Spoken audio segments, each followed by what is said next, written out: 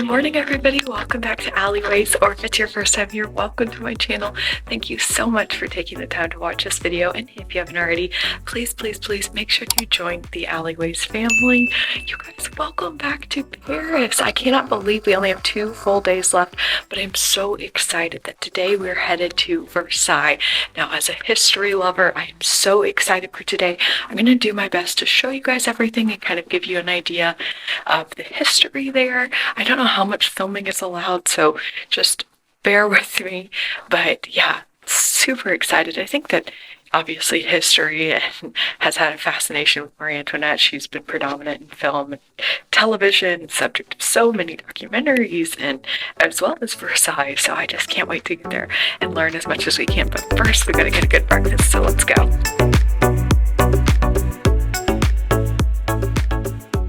We are back at breakfast in our favorite room, and today the pastry of the day is apple, and these have been so good, so let's go try and see. Avocado toast, and every day we've gotten some bowls of fruit and a basket of pastries.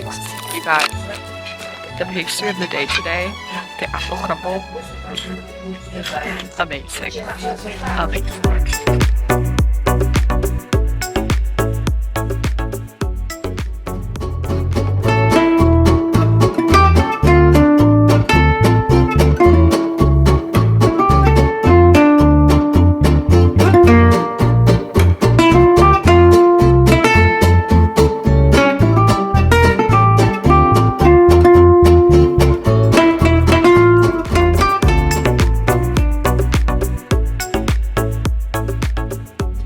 Here.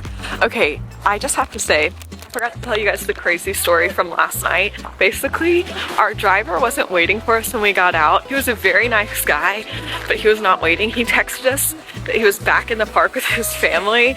We had to go back in, meet him, and then we couldn't find his car.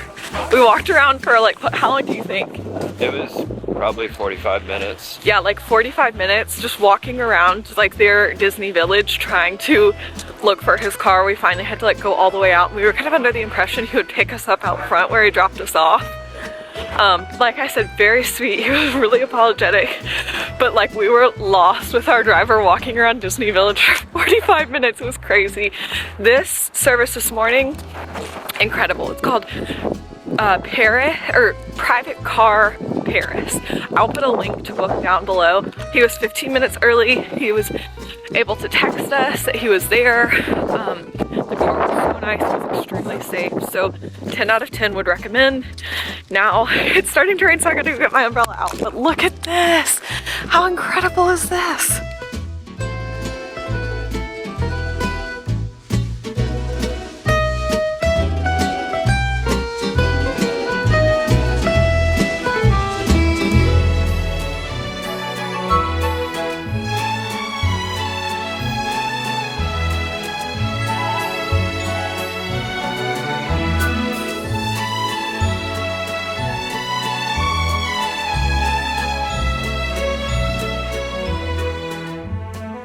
So now we have come upstairs, our tour's officially started, and we're in this first room that was, my hair looks crazy, converted into a museum in 1833, and this room itself is dedicated as an honor to Louis XIV. These paintings that are behind me are all kind of telling the story of his childhood, but these apartments that we're going to be walking through were originally where courtiers lived, and it also said that they were apartments for princes. So it's already really beautiful and very interesting. We're on to the next room. I'll go listen and then we'll find out what's in here. This room originally, I guess, was an apartment, but now is all dedicated to art showing Louis XIV's military victories. Now we're moving into the next room. It's not telling much about what everything used to be specifically, just outside of like apartments for princes or courtiers. It's mostly focused on the art, its meaning, I guess because it's been a museum since 1833. Now each room kind of has a different theme. This one shows a bunch of different artists who contributed works to Versailles, and it's kind of a nod to Louis XIV founding academies for artists.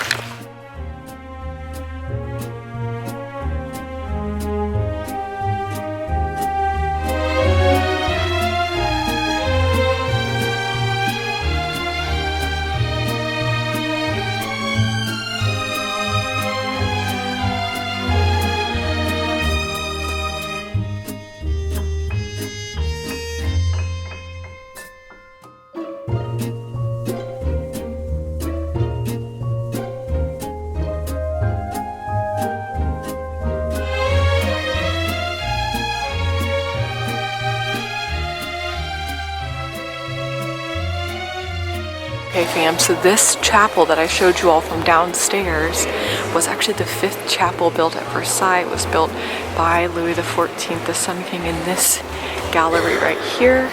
This is where he would have attended mass with courtiers along either side, never with their back to him. Incredible. Was the site of the 4th and penultimate chapel of Versailles, which was then converted into a ballroom. Stunning. Just think about the things that happened here. The ceiling at one time was the largest painted ceiling in the world. Louis XIV commissioned this whole construction project towards the end of his reign. And on this end, this massive painting is by Veronese and was a gift to him. I forget who by, but it was originally painted to decorate a convent. There is a room just off of the Hercules room called the Room of Abundance. I believe this is an original piece. It says the Bureau of Louis XIV.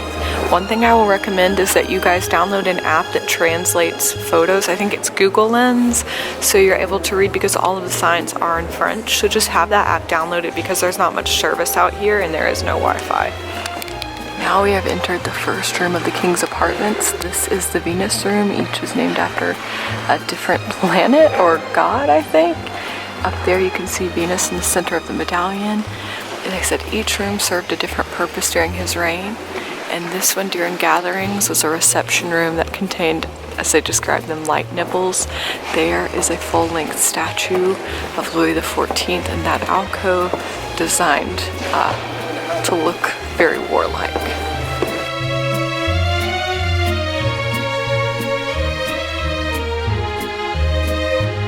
Here is the Diana room, the goddess of war. So you can see the painted ceilings are exquisite. I think they said this is the antechamber. This was used for billiards and games. They said it was customary to let the king win. But my favorite part of the room, I'm about to go show you guys, is that bust. It's by one of my all-time favorite artists, Bernini.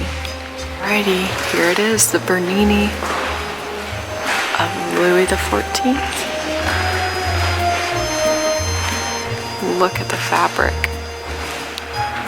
Right, this is the Mars room, the Roman god of war, and this is where Louis XIV's guards were stationed and slept.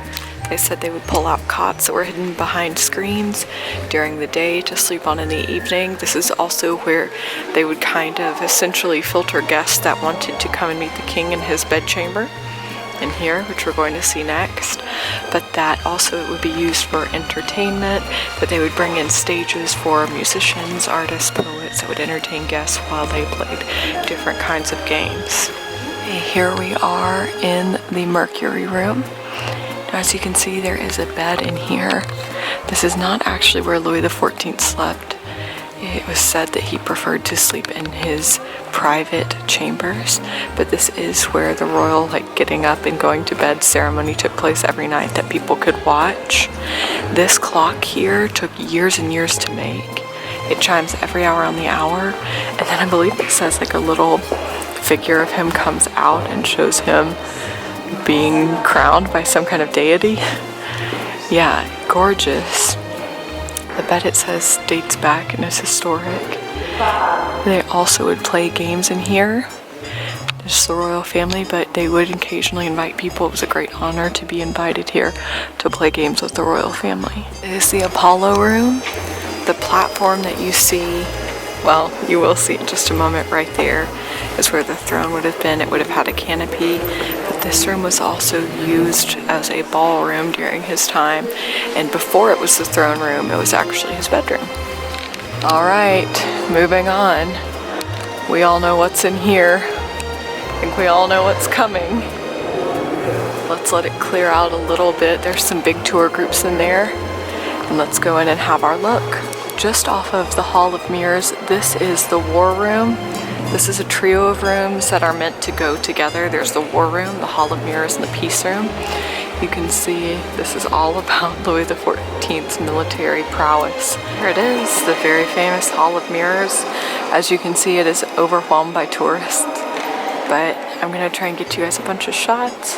The Hall of Mirrors, this was originally a terrace that connected the Queen's apartments to the King's. But because the weather was bad, the terrace became really impractical, and that is when the idea for the Hall of Mirrors was born.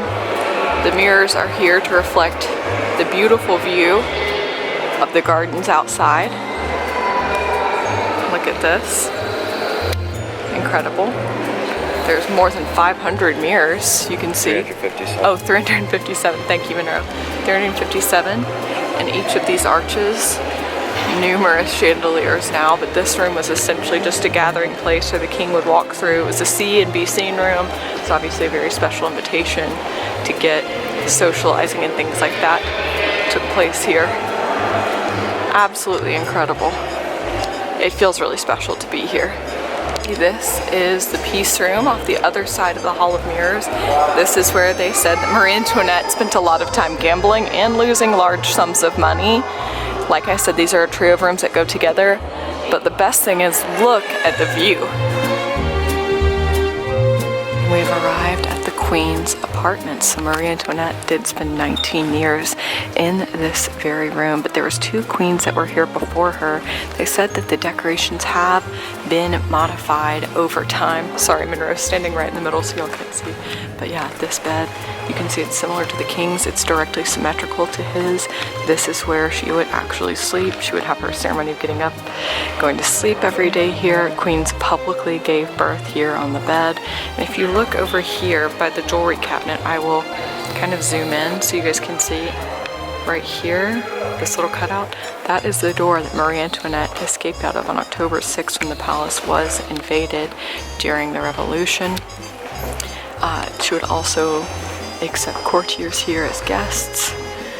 But it is absolutely beautiful to behold and crazy to know how much time was actually spent here by 3 different queens.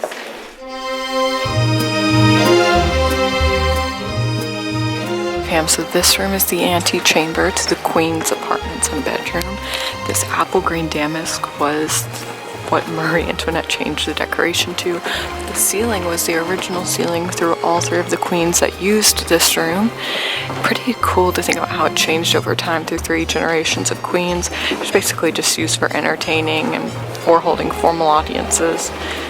Again, enjoying gorgeous views of the gardens outside. This room that we are in now is the formal antechamber, the Queen's apartments. This was used for dining, like a very formal dinner every day that could be attended by some members of the public, just courtiers, and dukes, people like that. So they would eat here every evening. They said it was a really big affair, and that once even an 8-year-old Mozart dined in this room, where Maria Thereska translated his German and told him what the king was saying. I think that's really cool. And this is one of the most famous portraits of Marie Antoinette with her children. Also used to be the Queen's guardroom. Before, the guardroom was moved into this room that you see here. So that's why they said a lot of the art is military themed in what became a kind of a dining room. But this then became the Queen's guardroom, which is nice because there's several rooms of separation. This room was the Queen's guardroom even during Marie Antoinette's time. However, it is one of the only rooms here that is perfectly preserved and has not been redecorated since it was initially decorated by Louis XIV. 12 different guards would sleep in here. They would have screens to hide all of their cot beds, and whenever rioters broke in here to ask for bread and essentially get the king and queen, they did kill one of the guards, a chambermaid in the royal dining antechamber heard, locked the door, and then was able to help the queen escape to be with the king. This is the coronation room. This room was done in 1833 in dedication to Napoleon. Here is what I believe is a replication of a famous painting of Napoleon being crowned emperor, and the painting is actually crowning Josephine, his wife, in front of the Pope. It's extremely famous, and yes, this isn't really an original room, but was done in the 1830s when Versailles did become a museum, so this room is dedicated to Napoleon.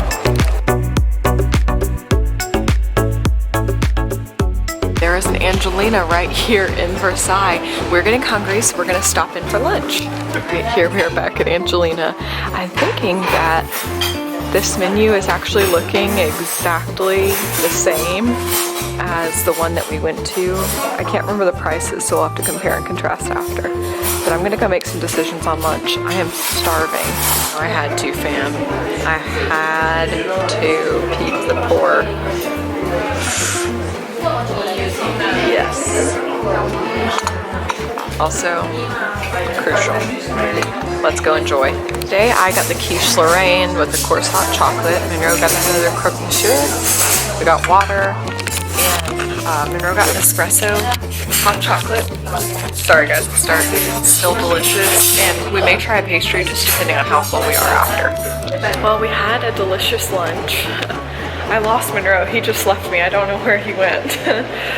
So I'm going to try and find him, and then we're going to continue our tour. Okay, this is the famous Hall of Battles. You can see it's gorgeous. It's vast. And along the walls are these absolutely massive in scale paintings of famous battles throughout history. So on each one, below it, you'll see the name of the battle as well as the date. Well, we have continued our tour after lunch. We are downstairs in what was the children's apartments. So the Dauphine apartment is what they called it. I'm gonna try and find, there's not like really markers in this room as far as like historical information goes as to specifically what they were, but I'll try and find out for you guys. But what I've come to understand just from the people who work here, who are so kind, by the way, there are one person in every room. You can see they usually have a jacket that says Versailles as well as a name tag. They're super helpful and can tell you really interesting things about the room, but yeah, amazing to see. So this was the Dauphine's apartments. We just ran into a really wonderful person who worked here who told us that it's undergoing renovations right now, so that's why there's not a lot of information on the tour. But this was his library specifically. I hope you can see the books in the shelves. And then I think we're moving into what was probably a bedroom, but they said that area was probably reserved for like where he could study. He and his wife, so the Dauphine was essentially the prince, the heir. Here we're in the cabinet of the Dauphine. This is a really interesting globe that was made for him. You can see there's dolphins literally holding up the globe. There's an outer shell and then an inside shell and a zodiac along the inside. Didn't really say what this is used for, but it's beautiful, isn't it? This was the Dauphine's bedroom. Here is an antechamber. This is a hall of sculptures. This is directly below the Hall of Mirrors, and it looks out into the gardens. And then now we are entering, what is the name of the title, Monroe? And it's De Madame. I think it's the wife of the Dauphine's apartment, so separate. That's separated by the Hall of Mirrors, just like upstairs. So here's the second antechamber. And the audio tour was really interesting. It was essentially saying the layout's always the same. There's the first antechamber, the second, a large chamber, and then the interior bedroom. And basically, the more chambers you go through, the more intimate the guests have to be to get access to the main chamber. They're also saying the decorations get more and more elaborate, which I found really interesting. So now we're moving into what is the large chamber.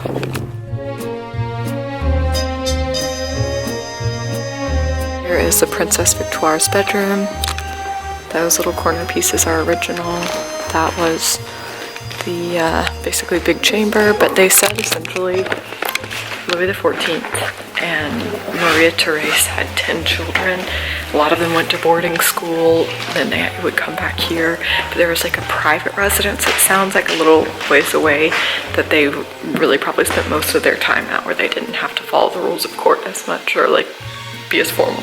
We just went through Princess Victoire and Alexandra's apartments that were here. They were unmarried. They came back to live at Versailles as adults, and their chambers kind of mirrored one another and came together. A couple things that they said that were interesting. They changed the fabrics out that were on the walls and the hangings for summer and winter. Now the stuff you see here is all summer fabrics, and that's what it was whenever Marie Antoinette and Louis XVI left during the Revolution. So downstairs right on the front, essentially, here was another chamber of Marie Antoinette's. I wasn't really clear on the audio guide. I think they said that she had this bedroom made after she had children so she could look out at them or be close to them. Maybe their apartments were over here. Not quite sure. Either way, you can see it's really beautiful, very cozy.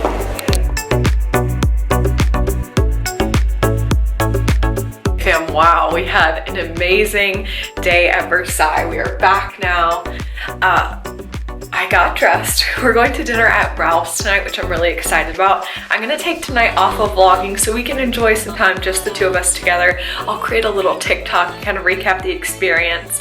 I'll post the TikTok in after this. But thank you guys so much for following along. I'll be back after dinner to let you guys know how it was. But I wanted to show you guys really quickly, as I slammed the door, my dress for tonight. I got this off of Amazon. I'll link it below. You can't really kind of see, but there's like ruching on this side. It's a gorgeous dress, but this is a nod to Elizabeth James from The Parent Trap. You know that dress that she wears on the boat when the twins set her up to go back with Nick? I got those kind of vibes, which like I'm always trying to be like Elizabeth James, let's be honest. And then here is a look at the back. I hope you guys can see. But it is time to go to dinner now, so I'll see you guys in a little bit.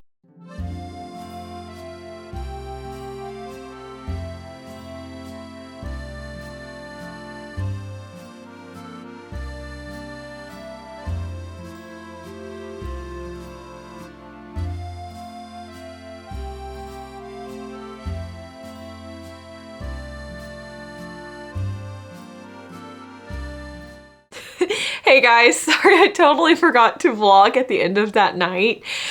We had a really great dinner at Ralph's. It's somewhere that I had always wanted to go. I had heard so much about it. I've seen it on TV and in film.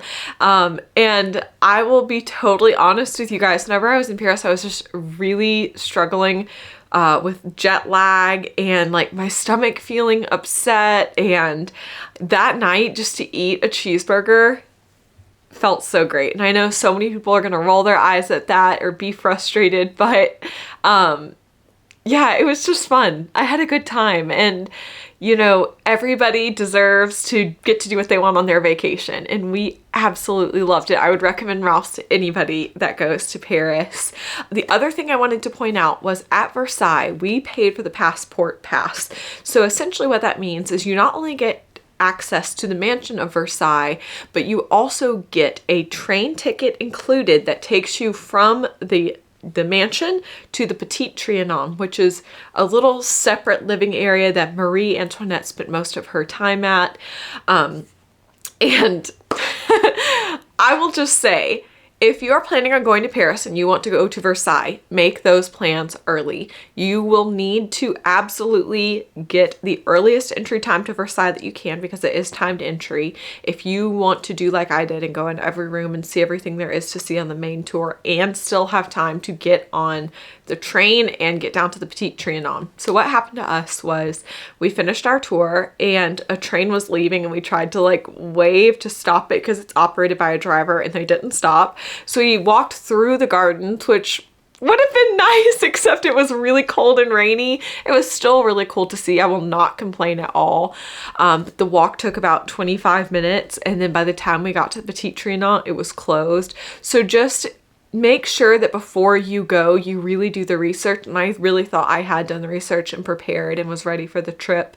But make sure you look ahead, because the Petit Trianon closes at different times during, you know, different times of the year, or that day was closed really early for a private event and it was only noted in the app. And so just make sure that you check ahead of time and then day of, so you can plan your day accordingly so you don't miss out on seeing anything that you paid to see. Also make sure that whenever you get there, you check the train schedule so you don't end up like us. I hope that this was helpful for you guys. And actually, this is my last Paris vlog. So this was, I think, our 5th full day or 6th full day, and then the last day I took off of vlogging, and we just decided just to have that day just for us. And as much as I love sharing everything with you guys and want to share everything with you guys, I really needed the break on this trip. I know on my channel I've talked a lot about kind of the health things I've been going through and I decided just to take a whole day completely off. But we had an incredible day that I also wanted to tell you guys about. We woke up, we had breakfast, and then we walked from our hotel all the way to the Sacre-Cœur, which is absolutely incredible. I personally feel it's a can't miss. If you go to Paris, put it on your list.